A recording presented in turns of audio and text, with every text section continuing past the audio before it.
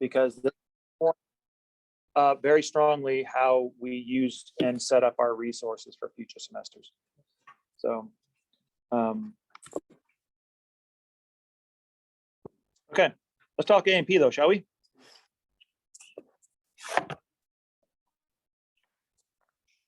So we're talking about regulation, we're talking about negative feedback, and we talked a little bit about kind of the biochemical version of that feedback, and for some reason my notes didn't save. But when you take a look at negative feedback, remember this is a situation where you have the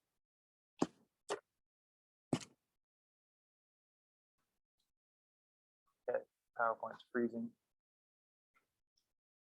Where basically you have the kind of terminal product feeding back and shutting down its own regulation, right? So in this particular case, for instance, you have the receptor level, which is bringing in information. There's some sort of a disturbance in homeostasis. You've sort of disturbed what normally is that constancy. That sensation of what's going on there is then going to be relayed to your control center, like for instance, your brain, right? Which is then going to take that information, have some sort of a decision made about it, and then it's going to send that to an effector, which is your response, and then that's going to get your response, right? And so we kind of talked about this negative feedback and the feedback in general in terms of the light switch, right? Where we had some sort of a stimulus. We had to assess the environment, first of all, by bringing in that stimulation, and then we had to sort of parse it all out, make some sense of it all. And then we had to make some sort of a decision about that situation, right? So that whole flow, if you recall, which I believe is recorded, and I posted those already, I think, to the recorded lectures for you guys, is kind of the way regulation works, both positive and negative feedback.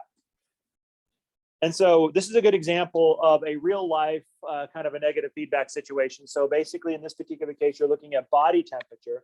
So you first of all start off with a perturbation of homeostasis. That basically means you're kind of getting knocked out of that normal constant range, and it's becoming a problem. And so you start off with number one, where your receptors are sensing an abnormal elevation in body core temperature associated with your temperature sensors at your skin. So this is happening, for instance, when you are working out or something like that, your body temperature starts to elevate, your skin temperature starts to elevate.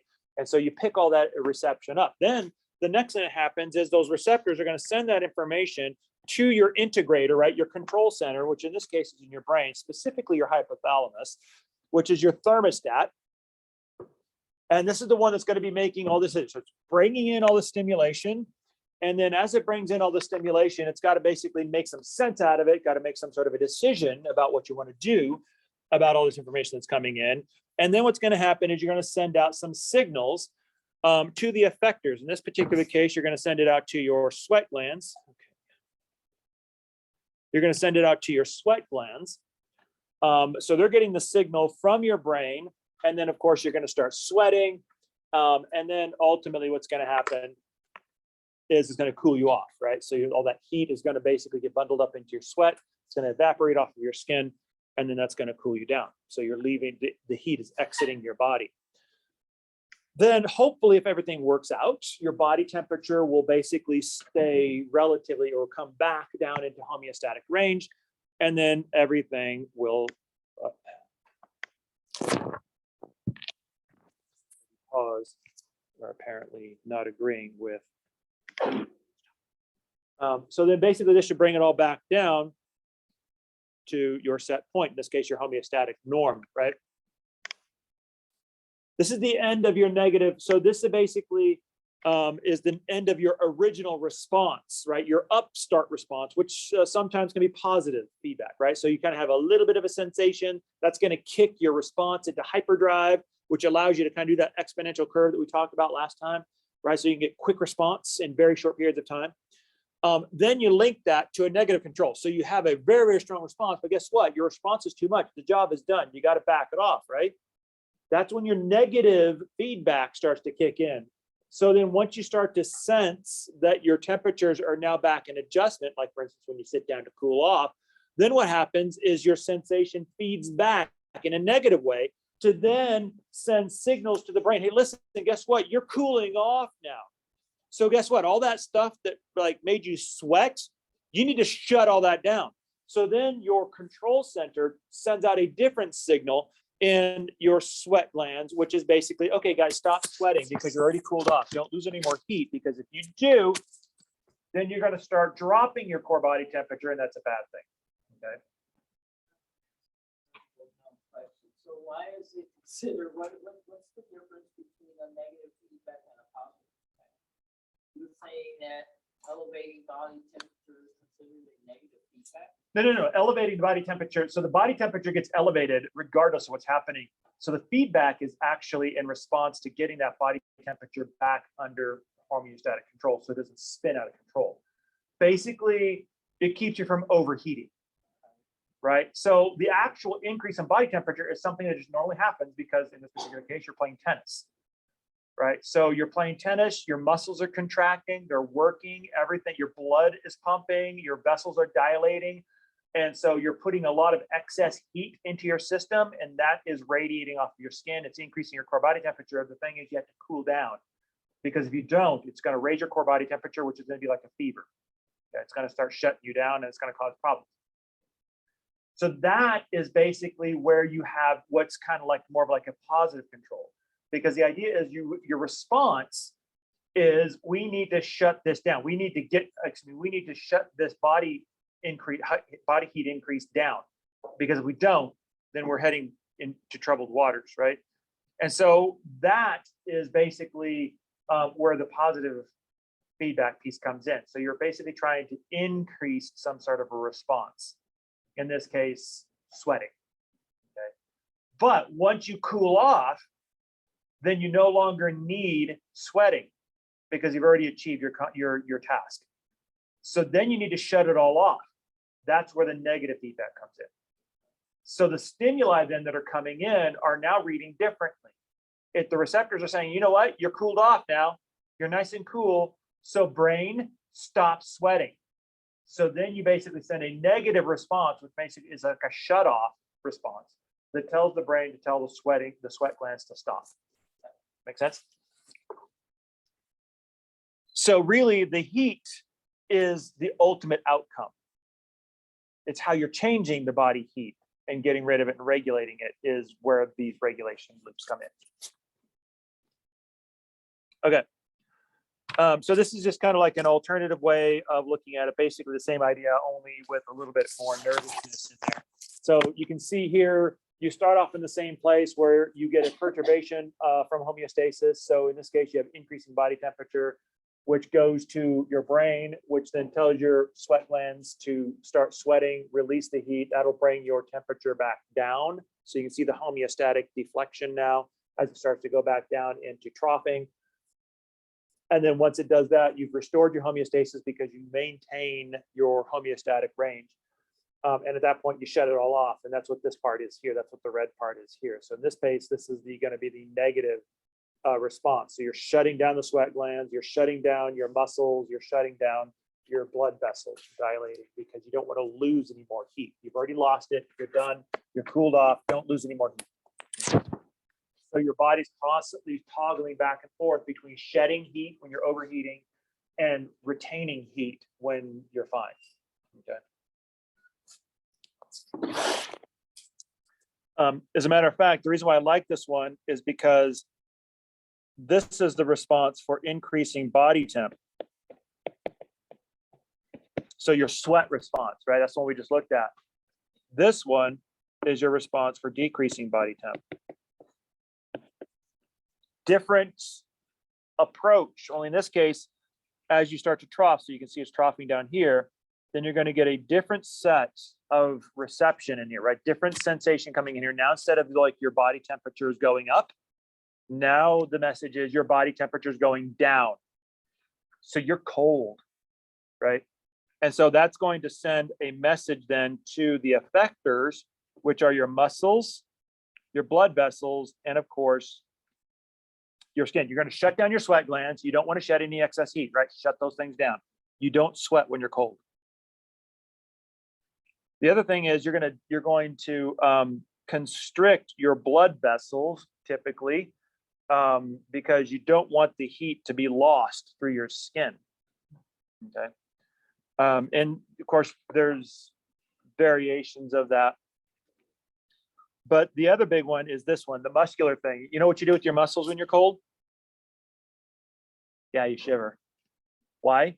Because most of your body heat is actually comes from your muscles. Muscles and metabolism. Those are the two big heat engines in your body. So when you shiver, that's your body sensing that your core body temperature is dropping, and you are trying to generate body heat to bring that back up. This is a normal physiological process. You don't have to think about it, which is always kind of hysterical, right?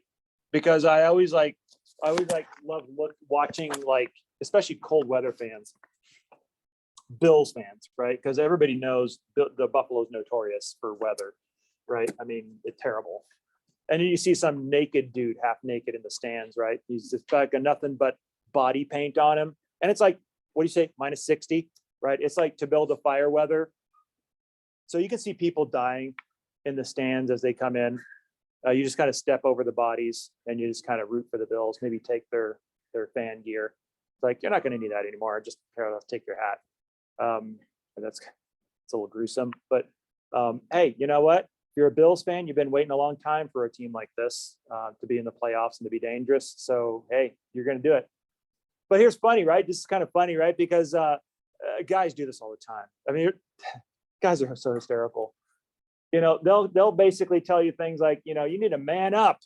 It's not cold out here. Yeah, it is actually. And the reason why I know that is because that's physics. And, you know,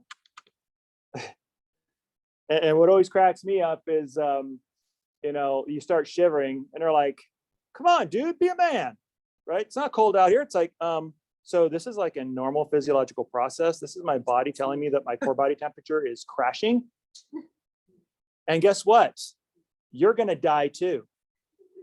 Because you may think you're a man, but let me guarantee you, you're not going to be able to stop shivering to death, and you'll die being a man. I'll dig you out in April. Like an ice mummy, right? So it's not willpower. Your body is basically taking over, right? So shivering is taking over. Now, so that's kind of a thing. I know some of you are like, well, I don't get cold. Well, think about it. You know why? Like if I go out into the cold, I'll start shivering. Right? That's just me. But I've got some friends that are, you know, roughly similar to me. They'll go out there and they're like, it takes a little bit colder temperatures to get them to shiver. The question is why? It doesn't have anything to do with manhood, right? Here's what it has to do with. Two things. Variation in your heat generators. Number one is your metabolism. Some people with a higher wired metabolism are belting out massive amounts of heat. And so as a result, in colder temperatures, they stay warmer, more comfortable longer. And it takes colder temperatures to get them to break, right? Whereas me, my metabolism apparently is not that impressive. So I get colder faster, right? The other thing is also fat. Fat layers, and just the fat that we carry on our body, is both energetic, right? It's our energy reserves. That's intentional, that your body hangs on to fat because of the energy reserve. But it's also insulatory, which is the reason why if you've got more layers of fat, then typically it takes colder temperatures for you to break you, right? To kind of get to that point where it's like, okay, I'm cold, right? And that's because you have more insulation. So basically somebody with low metabolism and who's super lean is going to freeze to death first, right? That's basically how that works. And that's kind of just the thing. That's kind of variation in just like how we have body temperatures and how that works out and things of that nature. So positive feedback. So this is basically a situation where we are trying to deviate from homeostasis. Negative feedback, we're trying to get back to homeostasis, right? We're trying to come back to normal after a strong response. So typically, there's a couple of major positive feedback situations that we'll see. Childbirth is an example of positive feedback, an important one, right? The hormone that causes contractions, oxytocin, which is also the hormone that doctors use to induce labor, is the hormone that is produced that creates the contraction of the uterus. And as the uterus contracts, what it does, it actually stimulates more oxytocin release, which is the reason why contractions get more intense and more frequent over time as labor sets in, is because what you're feeling and experiencing there in labor is that positive feedback loop, that it starts off slow and they're far apart, but then once it starts to pick up, it's like, right, it kind of takes off the races. So that's an example of positive feedback. So is lactation. When the baby actually sucks, it actually sends a neural response that reinforces the production of the milk, which is a positive feedback loop, a type of positive feedback loop, because otherwise the milk production would be very slow.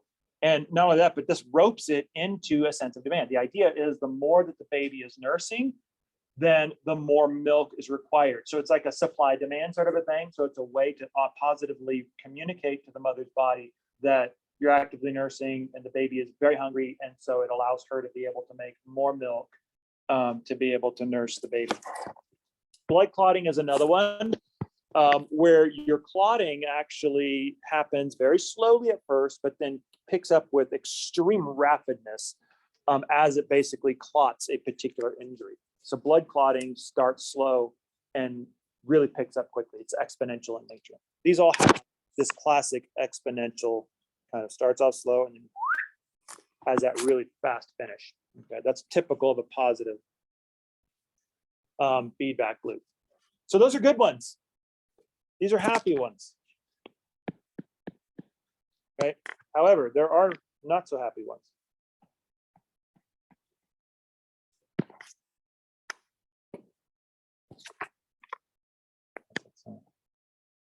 Push the eyebrows in. Okay, I'll stop doodling. Stop doodling and do your job. Okay, yeah. So there are some bad ones, right? Hemorrhaging is one of them. Because hemorrhaging basically is when you've got an open wound in your circulatory system and you are essentially bleeding all over the street. Okay. Now here's the problem. What that also means is that you get a cratering in your blood pressure, right? It's like depressurizing a plane, right? So you get a massive depressurization, which starts to kick in all of these positive feedback loops in your cardiovascular system to restore pressure. The problem is the more your pressure drops, the more you kick in these sort of reconstruction feedback loops. So it's kind of a catch-22, right? You're losing blood, which turns on all of these positive feedback loops to rebuild your blood pressure. But the problem is your cardiovascular system is still open. And so the more you try to rebuild it, the more you lose. The more you lose, the more you try to rebuild it. The more you try to rebuild it, the more you lose. The more you lose, the more you try to rebuild it. On and on and on until you bleed to death. Which is one of the reasons why bleeding out happens very quickly. Like frighteningly quick. Okay.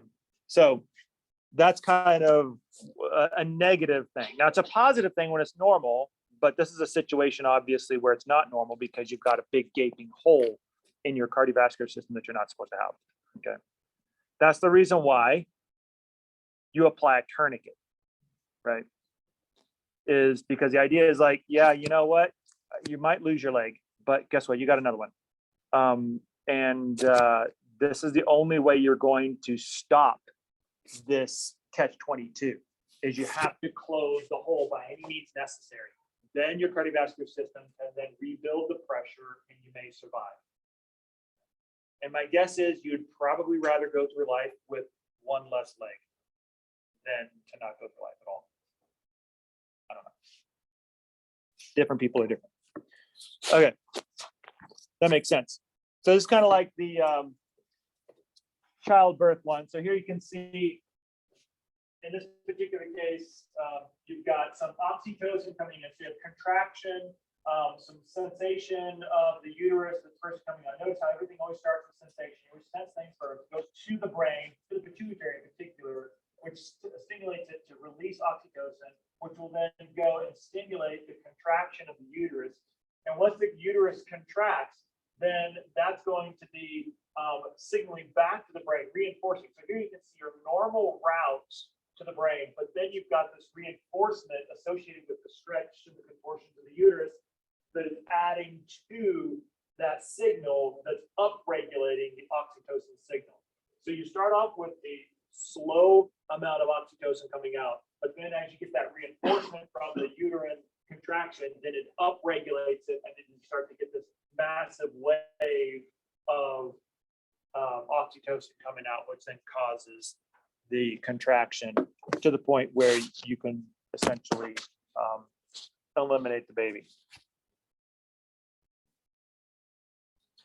Okay, so there's that. That's kind of like a little bit of the nerd stuff. Now we're kind of shifting gears now. We're kind of shifting ideas to somewhat similar to what we kind of started off with in the first lab, right? We're looking at body positions and things of that nature. And this kind of goes along with that lab, actually. So this is basically positional stuff. And there are some things here that we're going to take a look at, right? Some just basic body. The first thing to start off with in terms of body orientation and things of that nature is what we refer to as anatomical position. This is basically a reference point.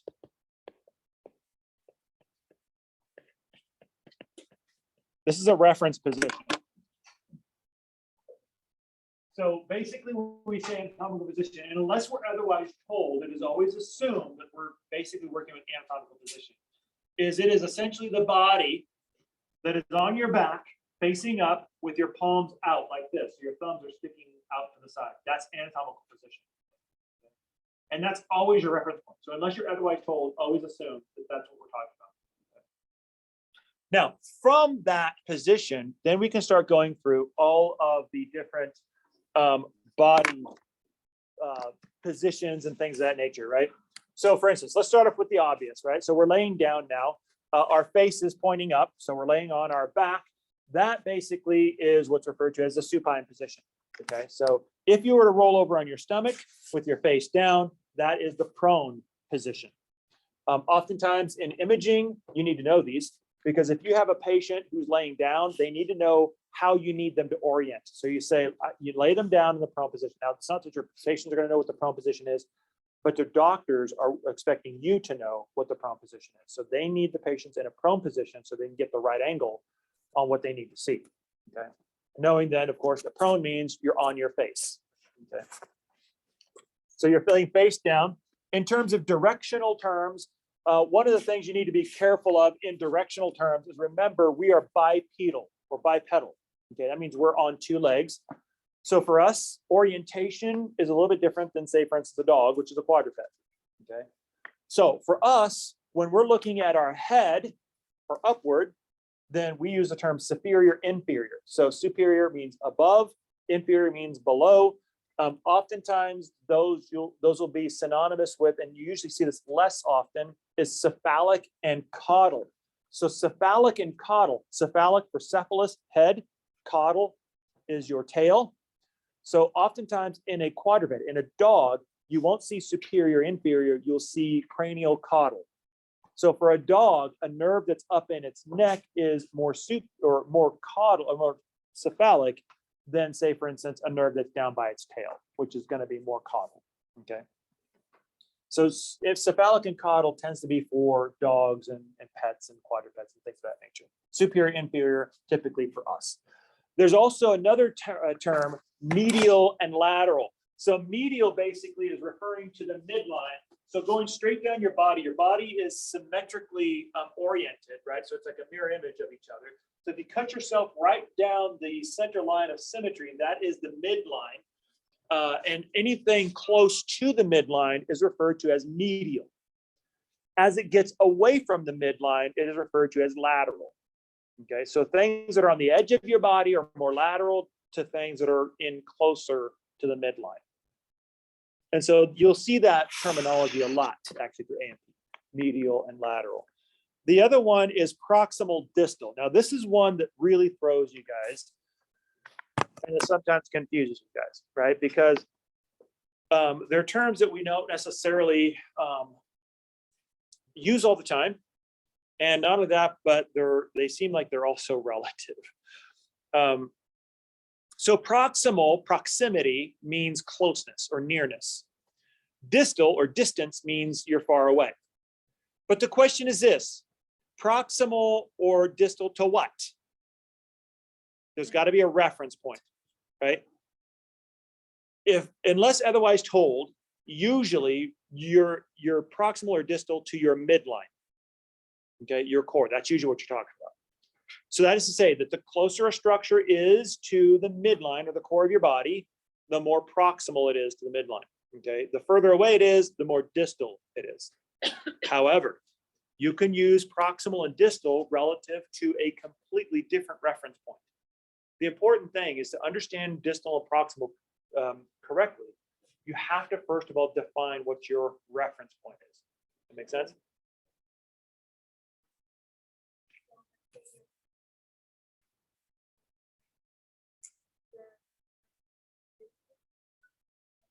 Compared to what? Because these are all relative. Yes, right. Your wrist compared to your fingers, the tips of your fingers your wrist would be more proximal to your elbow. It's closer. Your fingertips are more distal to your elbow, which are further out. Make sense? Or your fingertips are distal to your wrist. That means they're further out. So Make sense? this is a variable based on what point of reference you're using, basically. Correct. And the reason why we have this is because not everybody, like a cadaver or whatever, or somebody who just got ran over by a car, is going to be just laying there. It's like, oh, wait. I'm going to, here, let me get my leg and pick it up and put it on in so I can get there. Now the paramedics are ready for me, right? It's not going to be like that. You're going to be like, right? So you're going to be a situation where your fingertips are actually more closer to your midline if you're like this. Okay, so But proximal distal will fix that, because you'll say like, well, your fingertips are still distal to your elbow unless they're detached, right? So that will always work. Does it make sense? That's the reason why you have proximal distals, for situations where your normal anatomical orientation gets compromised, your proximal distal relationship should still work. so somebody happens to have their hand up here. Yeah. You know, because they got ran over by a truck, which I almost did this afternoon. No, seriously, truck coming out of the driveway seriously almost ran me over, and the guy was on his cell phone. Nice. Yeah. I should have got that number, because that's $2,500 fine. But so that's so you can keep your orientation regardless of your anatomical. And especially like if you have a hand surgeon, that's also helpful, right? Because you're like so in close, you're not thinking about the midline, right? You're thinking like, okay, wait a minute, I need this, I'm working on this thing right here. I need to work on some nerve that's over here that's proximal to this muscle, or that's more distal. I need to work on that distal muscle, right? The one that's further out, right? So sometimes that proximal distal helps you to keep your orientation when you're kind of like not really connected to that midline. Oh, Definition. so basically, if you're saying proximal, it means Close. or You're closer to something, distal means you're further away. Yep. And then of course we have superficial and deep, which sounds like what it is. Superficial means it's surface, right? Deep means it's below, so it's deeper down. There's oftentimes a third one that goes with superficial and deep, intermediate, right? So like muscles, for instance, there's different layers of muscles. You have superficial muscles, which are the ones on the top. Those are usually the ones we see, right? That we sculpt when we're working out, things like that. Then there's intermediate muscles, which we generally don't use, or we don't work on those usually in workouts, unless we're working for strength and tonality, right? We just want to be stronger, we want to feel stronger. Then we'll work on some of those intermediate ones, but we're not working on those to like look good, right? Those are superficial ones that we're usually working on there. And then there's deep ones. Deep ones we oftentimes won't do much with because they have, I mean, nobody sees them. They're very specific as they kind of get deeper down. And so there's different exercises to get to those. But generally speaking, those are the ones where we think it's like, wait a minute, I've got pains in places I didn't know I had muscles. You're probably nailed one of those deep ones. But those have different types of things. And there's no hard and fast rule there. It's not like the deep ones are that are not important for movement, things like that. They're all important. They're like layered, right? And so oftentimes you'll have superficial muscles, intermediate muscles, and deep muscles. Okay, so that's a thing. So more directionality. So we covered top to bottom. Now, what about front to back? So for us, bipeds, our front is our anterior and our back is our posterior, right? Think posterior, right? Your posterior, right? That's your posterior, front is anterior.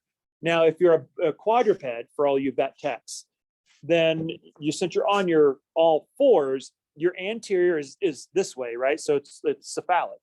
So that doesn't make, that's not helpful because that's confusing, right? So what you have then is you switch to ventral dorsal, right? So ventral is the front, dorsal is the back. Think the dorsal fin of a shark. So that's your dorsal area. So dorsal posterior, anterior ventral. For the most part, in most anatomy and physiology, you run into anterior posterior. Every now and then you'll run into dorsal, like the dorsal root ganglion, something we see run into in the nervous system. That's an example. So you do see dorsal ventral every now and then.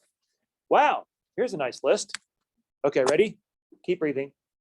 Keep breathing. He's like, okay, your heart stopped there for a second, right? So these are just basically kind of the directional terms that we have. This is kind of like giving you a little bit of a list of the terms. So it's kind of like, this is for you table people. Some people like images. Some people like tables, right? Tables are what helps you. That's going to make sense to you. This is for you. Okay, so this has all your little body parts, your proximal, distal, lateral, medial, superficial, deep, kind of together with their partners. Okay, that kind of fleshes it all out for you. So when you're studying these guys, I would suggest you spend some time with this one because this is a good table. It's all basically there. Good. Is there a difference between deep superficial and peripheral internal, or are those like interchangeable? Well, peripheral is basically synonymous with superficial. Okay. And internal is synonymous with deep, only it's not as specific. It's a slightly different connotation because technically speaking, everything is internal.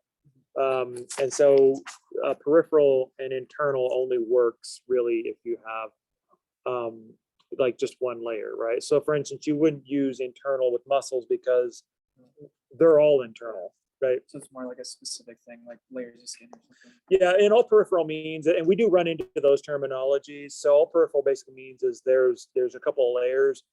There's an outer layer, the peripheral layer, and then there's an inner layer, the internal layer. And so they're a little bit more generic in that sense. So we don't really see peripheral and internal in nomenclature a lot. We see deep and superficial and things like that. But it's a little bit different. And there's a different set of terms yet when we get to that, because we also have another set of terms, which we'll see in the nervous system, the cortex, right? Cerebral cortex, and the medulla, which is the medulla oblongata, right? So that is a generic set of terms, cortex and medulla. That simply means a cortex means you've got an outer portion and the medulla is the inner portion. It's like a chocolate covered cherry, right? You have the cortex, which is the yummy chocolate shell. And you've got like the medulla, which is the inner portion, which is the even yummier cherry and all the juicy stuff in there, right? So a big fan of chocolate covered cherries. There's a lot to look forward to in the holiday season for me. It's like a lot of it's food related, but go ahead. Yes. Yeah, these are taken straight. These are exact figures from the book itself. I just connected with that connect thing, so I'm looking Okay. at it. Yeah, usually they have like a figure number here somewhere, but not always. But these are images from the book itself. So the other thing that we're also learning in lab as well, right? So that was the goal of lab 1. And that continues, by the way, today. So we're continuing that. So don't drop it. If you're not there yet, make sure you're there. You got a few weeks before the first lab exam, right? So we're still working on that. We'll start histology today. So we'll kind of keep that going and start rolling that one forward. And then we'll have, that's pretty much mostly what we'll do. Integument we'll toss in there as well toward the end, but that really goes, very overlaps heavily with histology. So we'll get there. That's going to be chapter 4 after this chapter. But you want to make sure you remember and study your body regions, right? So there's a lot of, I'm not going to go over them, right? So obviously you have different names for different things. For instance, in the neck region, it's the cervical area. Like you'll have cervical plexus there and things of that nature. You have the sternal area, the pectoral area. In terms of the arm, I always like this one, right? Because we always think about the arm, upper arm, lower arm. But in reality, they actually have specific names. For instance, the collarbone area is the clavicular area. You have the axillary, which is the armpit, the brachial, which is the upper arm, the antecubital. I always love that one because it's really nerdy sounding, right? That's basically the inward flexed area of your elbow where you basically stick the needle, right? For you phlebotomists, you know exactly what I was talking about there when I said antecubital, right? Because that's what you're going for. Antebrachial, which is going to be the forearm, carpals, pollex, which is the thumb. So that's basically what that is. Femoral, which is your femur. Notice the bone that basically tracks nomenclature wise along with the bone patellar. The crural, which is your shin bone. That's actually your tibia, right? And then of course on the back side is going to be your sural. So you want to know these regions. Why? Because we want you to go through rad tech or something like that and take images of them all, perhaps, right? Because you will want to know where body parts are if you're going to be working on somebody. But no, the reason why is because when you study your bones, you're going to see an alacronon process. That's the reason why it's called that, the region of the body. You have a major nerve there, right? Better known as the not so funny bone, right? That goes through that region. You can see you have the back of the knee is the popliteal, the back of the leg is the sural. So you can see each of these have names, but the reason why you want to know this is because structures as they work through here are going to be named after these regions. Okay. So for instance, your acromial process is what to be found where? In the acromial region, right? So that's the reason why you want to know these. So the artery that goes from my left subclavian, where's that? Subclavian, right below the clavicle, right? Subclavian turns into what? The axillary artery, which is where? Armpit, right? And then basically branches out into the brachial, and then we'll move into the radial and the ulnar and so forth, and then sort of spread out through the arm. So when you're working on structures, I want you to find the axillary artery. Where's that? Well, did you study your body parts, your body regions? Because you should know where that is. Right, the axillary region or the popliteal region, which is the back of the knee. Those are the regions that you need to know. And you're going into things like rad tech and stuff like that. Because you'll get a lot of knee injuries, you skiers out there, keeping everybody in business in the orthopedic industry, right? So you'll need to take a prone image of the popliteal region, right? Why? Because probably you frayed some ligaments back there while your legs were flying everywhere with skis attached to them. You were bounding down the hill like a giant snowball. These should look familiar, yes? You guys remember seeing this from lab? We'll keep seeing it from lab, keep remembering it, right? This is our division of our abdominal cavities, in this case, abdominal pelvic cavities. Remember, we have our quadrant system where you have your 4 quadrants, upper, right and left upper quadrant. So these 2 guys, so you can see how it's kind of bullseye right about just a little bit inferior to the transverse colon, which is this piece right here. And then of course your right and left lower quadrant, which is basically encompassing everything below. So this is kind of simple. Probably what most surgeons use is probably the 9 grid, which is this guy over here. So you can see how you do the same thing, only you break it up, right? So the top line travels right along that transverse colon. And that kind of forms the top line. And then the bottom line goes not quite halfway through the small intestine. So basically in that region there. And then the upper and left lines basically will kind of skirt just inside the gallbladder and the appendix. So that's this line over here. And this one over here is about 2/3 of the way over to the, or lateral to the stomach itself. So that's kind of where you kind of pin those lines down. You draw some tic-tac-toe, and then you play some tic-tac-toe on yourself. Okay. Now, why do you do this? Well, the reason why you do this is because if you want to do an appendectomy as a surgeon, all you see is a person's navel. And the question is, wait a minute, where am I supposed to cut? So, so here's something. So where exactly, right? So do I cut here? Nope, a little too far, right? Medial. So you want to cut somewhere over here. So what happens is if you were to grid out a patient, a lot of times it'll happen, like when you're doing surgeries, the surgeons will draw little lines all over you because they're trying to get your orientation. And they've probably been informed already by tests like MRIs and CTs and things like that they're going by, so they can see what's in there. They can basically grid you out, and they could say like, okay, about we need to make a cut maybe just about 2 centimeters south of the or inferior to the bottom line in the right iliac region. So we're going to make an incision right about there. That should put us just to the side of the appendix, so we can kind of get in there, do a quick nip, sew it up, and then we're pulling out. Okay. So you use this grid as a surgeon so that you can kind of locate where everything is and make sure that you go in with purpose and intentionality. Okay. They're not just hacking away at you like you're kind of a big juicy tomato and they're just slicing you up for a BLT or something. That may feel what it's like, but that's not what they're doing. Okay, so now let's take a look at sections or planes to the body, right? So these are basically slicing you up. Right, so you have a couple of them. First of all, a couple of big ones is like the sagittal. This is basically a situation where the body plane cuts you into right and left halves. So it's basically cutting you down like this, right down the center, draw a line right down the middle of your nose. That's your sagittal aspect. Okay, it'll cut you into right and left pieces. Typically speaking, if you're cutting right dead center, right down the middle, that's your midline, right? So that's referred to as your median. Oftentimes referred to, you'll hear it referred to as the mid-sagittal cross-section. That means they're cutting you exactly right down the middle of the midline. That's a mid-sagittal or a median cut. Now, you can be off. You can be a little more lateral to the midline. So I can kind of take a slice of myself like this. That would still be sagittal, but it would be a little more lateral to the midline. Okay.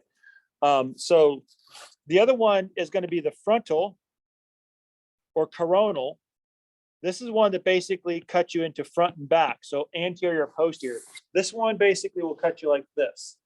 Okay, and the reason why they call it corona is because like a sun's corona kind of a thing. That's kind of what they're talking about. So kind of like a little corona. So it cuts you down like this. It'll cut you in the front and back. Okay, anterior, posterior aspect. And then transverse typically is a cross section.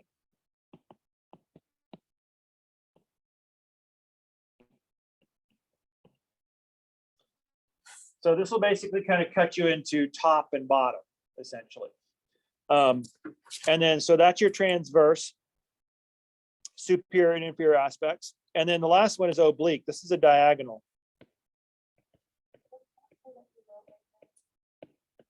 When I tried to say cross-section, yeah. And the reason, because I almost never actually spell out cross-section, I almost always do this.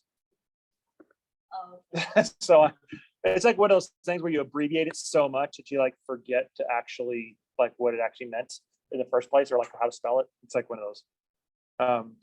That's a kind of a run-on. So it's two different words, cross and section. So I just kind of was lazy and just punted the extra S in there. So it's cross section, right? So you kind of run it together. Cuts. That word is a cut. So cuts and a diagonal. Oh, cutting back. Yep. Like that. So that's an oblique. So that's kind of what it looks like. Cut our brains open. So it's fun, right? Why not?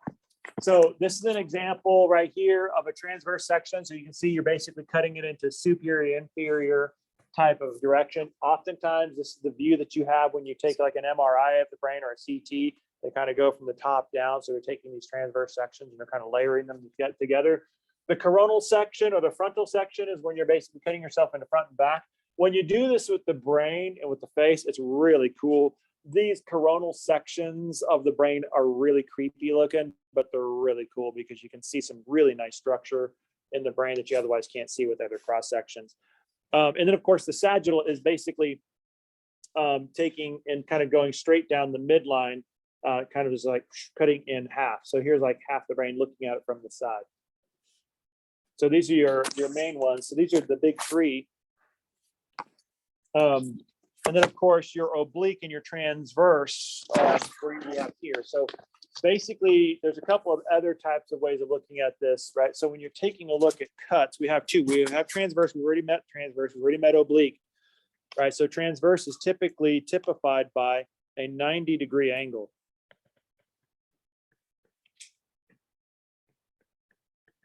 So that's usually a transverse, right? And then an oblique is basically a non-90-degree angle. So it's like some other angle. So if you've tilted this, it's going to be kind of a diagonal cut through there. And so it's going to be kind of like this weird sort of like needle shape sort of thing. I mean, if you ever looked at the tip of a needle, you know, it's got that little kind of angled cut on it, thankfully, because I wouldn't want to feel what that feels like if it's blunted. I mean, that would be like, ouch. That's basically an oblique, and this is a transverse because you can see you've got basically a 90-degree angle here as opposed to a non-90-degree angle here. Now, these are cross sections. So both of these are types of cross sections. There, is that better? So that's a cross section. Both of those are cross sections if you're cutting them across from the normal grain. The other type of sectioning is a longitudinal section, where you're essentially going sort of in a long ways direction. So instead of cutting it like this, you're cutting it along with the length of the organ itself. Okay. And so that'll give you different looks. You'll be able to see different things with a longitudinal section versus a cross section. Okay. And like when we look at slides and things like that, there's like different presentations, you know, like this is a long longitudinal section of this organ. This is a cross section of this section of this organ. And so you have different types of looks. They give us different information depending on what we're looking at. So that's that for sectioning. So whenever you go and section something, think about that, right?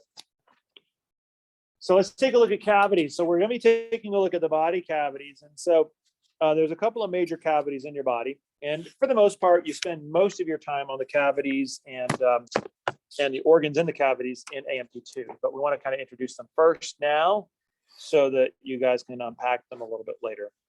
So you have, in this particular case, in Sealy, there's different ways you can organize this. And Sealy like to organize it into two compartments. They have dorsal body cavities and they have ventral body cavities. Remember, dorsal is your back, ventral is your front. So things in the front, things in the back. And so a lot of times it's kind of seems a little weird, right? Because we don't have a lot of distance this way. So it's like, well, wait a minute, how can you like fit two cavities in your back and in your front, right? So they got to be pretty tiny. Well, the dorsal cavities are actually, they're small, but they are still cavities, okay? So the big dorsal cavities, other than the ones that are more towards your back, are your cranial cavity, which is for your brain. That's what's the stuff inside your skull, right? The empty spot inside your skull. Once your brain is done using it, obviously, right? That empty chamber. And then, of course, your vertebral canal, which is, when it's all put together, a cavity. So when you put all the vertebrae together, your vertebral canal will form like a long open shaft within which your spinal cord resides. But it is a cavity. It's the organ of your spinal cord lives in there. Just like your brain is a cavity, your cranial case is a cavity, but your brain fills it up. Okay, so if you remove the tissue, the organ, it is a cavity. Those are the dorsal cavities. And they are toward the back. They are toward the dorsal. In front of those then are the ventral body cavities or your anterior body cavities. And these are the ones we spend most of our time looking at in AMP2. So you have your thoracic cavity, which typically is broken up into a couple of pieces. So within the thoracic cavity itself, you have subcompartments. You have the pleural cavities where your lungs live. You have your mediastinum, which is an area between the pleural cavities, which has your heart and esophagus and things like that. And then as you start to move down from the thoracic, you have your abdominal pelvic cavity where your abdomen is, that's your major cavity. And of course, your pelvic cavity, which is below your abdominal cavity. So this is where your digestive organs are in your abdominal cavity.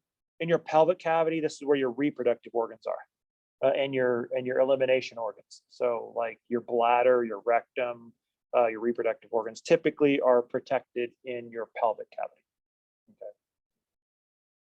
And of course, you've got that really nice pelvic girdle wrapped around your reproductive organs to protect them, right? Which makes a lot of sense, right? Because, I mean, you want to reproduce, so you want to make sure you protect the good stuff.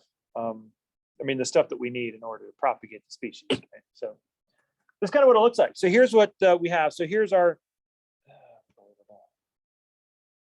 got to do something about that.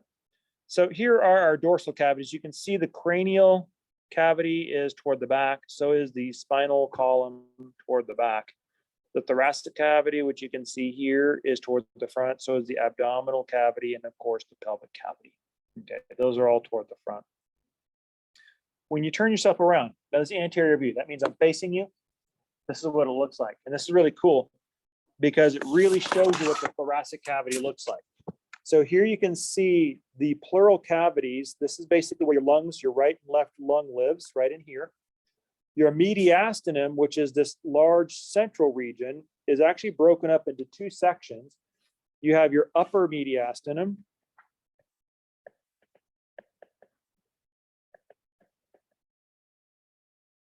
and then the lower mediastinum is very specific. This basically becomes your pericardial cavity. This is where your heart lives. Right in there. So it's the lower mediastinum right in between your two lungs. That's where your heart lives. Now, this guy right here, this is your diaphragm. That's where your diaphragm muscle is. So hopefully we'll be able to see that in our cats. Actually, we won't. You'll see that in AMP2 because that's respiratory system. So that's core system. So we won't see, even though it's a muscle, we're not going to see diaphragm in muscle section. But you can see the diaphragm marks the boundary between the thoracic cavity and the abdominal cavity. Now you have guts in here, right?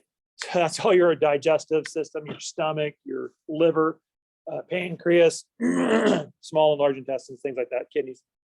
So they're a little further back. They're not actually in the cavity. They're behind the cavity. And then, of course, you've got your pelvic cavity here. So you see, so these are your major cavities.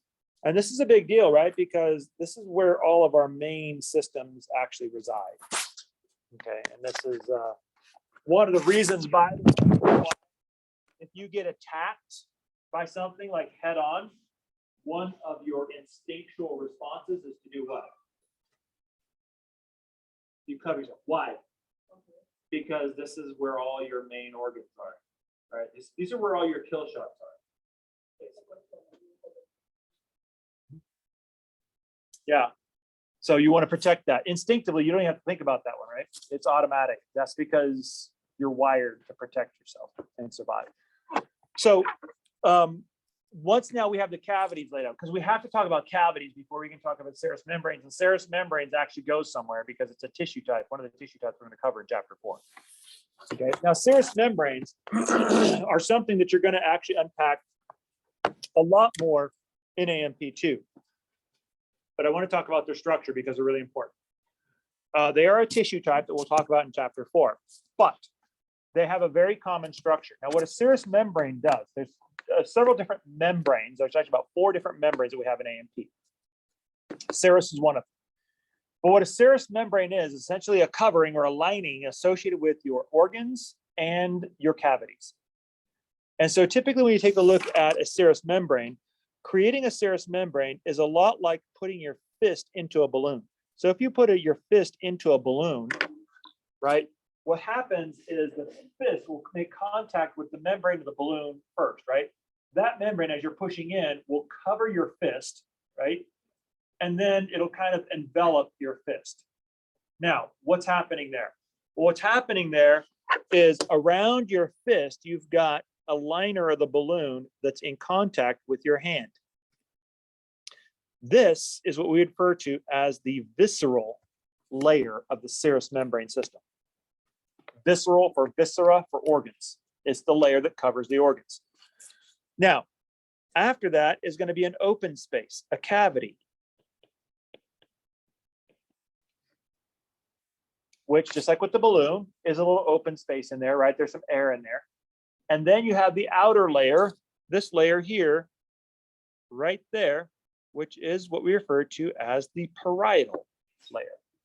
Now, the parietal layer is a layer that lines the cavity wall. So the parietal layer will be lining the cavity wall. Then you'll have the open space and then the visceral layer. So this one basically lines the organ. So if you have like the organ itself, the visceral layer will be against the organ. Then there'll be a little bit of a space, and then you'll have the parietal layer.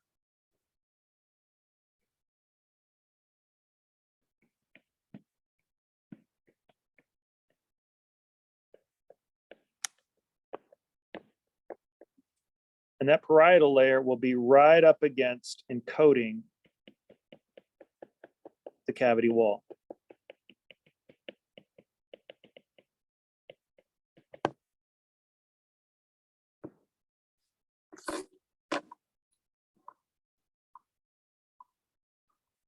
Now, why do we show this? Because all of your organs have the same organization. Your organs aren't just floating around in empty space. They're coated with these serous liners.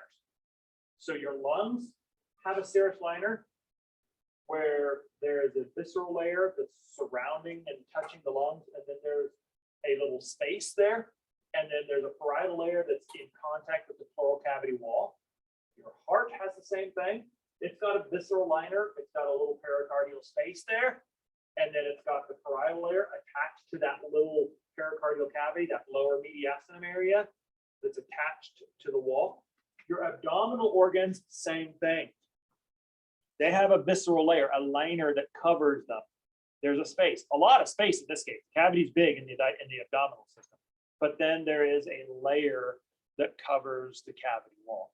This is a constant and a commonly occurring strategy, especially when you get to organ development and organization. Okay, and we're going to talk more about this when we actually get to the histology section, because it is part of the histology group. So the cell types, the tissue types, basically. So what we'll do, since we are a few minutes past witching hour, what we will do is we will pick up with the serous membranes, kind of do a bit of a refresher on Thursday and continue to move forward. We're almost done with this one, so we'll finish this one pretty quickly and we'll dive right into chapter 4, which is the tissues chapter. Okay. That make sense? Okay, take a break. I don't know about you, but I need the 15 minutes because I need to print off a bunch of stuff for you guys and make a bunch of copies for you guys. And I hope that that goes quickly. If not, don't leave me. That sounded very needy, didn't it? But anyway.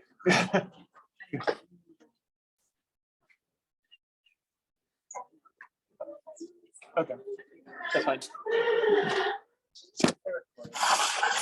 What? Oh, am I still recording? Great. So thank you very much. Otherwise, that would have been the lecture that never ended. That would have been like a 12-hour lecture.